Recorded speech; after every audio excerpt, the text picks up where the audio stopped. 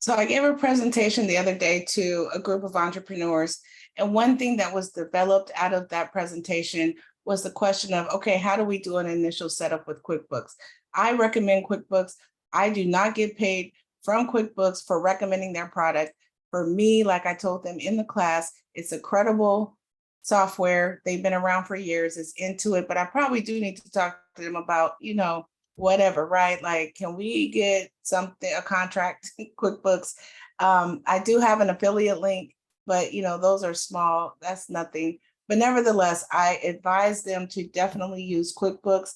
And so with that though, like I said, they wanted to know, okay, what does that initial setup look like? And so I have created a sheet to point out some of the key essentials of what that looks like. And I want to share it here. And let's see if I can get it going. And we have the initial setup. So remember, I am an accountant that has the purpose of saving my clients time, energy, and money. Even if you're not my client, I think that small businesses can save a lot more time, energy, and money with effective best practices in accounting, right? So with the initial setup, there are 3 essential things that you should definitely pay attention to and be aware of. The first one is setting up your company. And what that means is definitely get QuickBooks Online. The simple start will get you started. That, I think I looked and it was like $15 a month. Do not get the self-employed. I actually didn't see that on their site, so maybe they're not offering that anymore because you can't upgrade it. It was kind of, you can't upgrade it to the other levels that they have. So simple start, enter company information, make sure that you're putting your information in there, like the EIN, because if you have to run tax documents at the end, if you do that out of accounting or out of QuickBooks, then you'll have that information already at hand.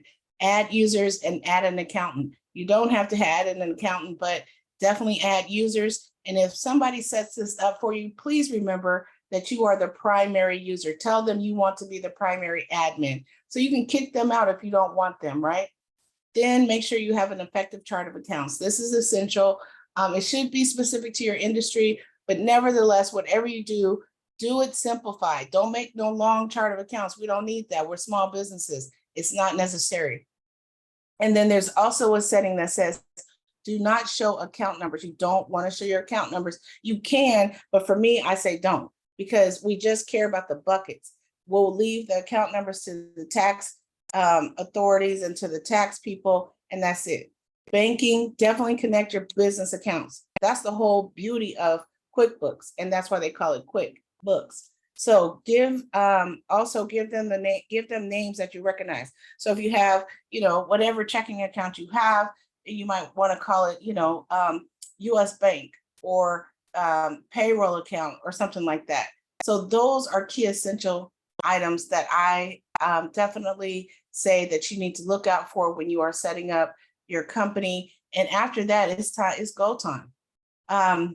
JRambus.com, go there, sign up for my mailing list for free content, courses, and other information for best practices in accounting.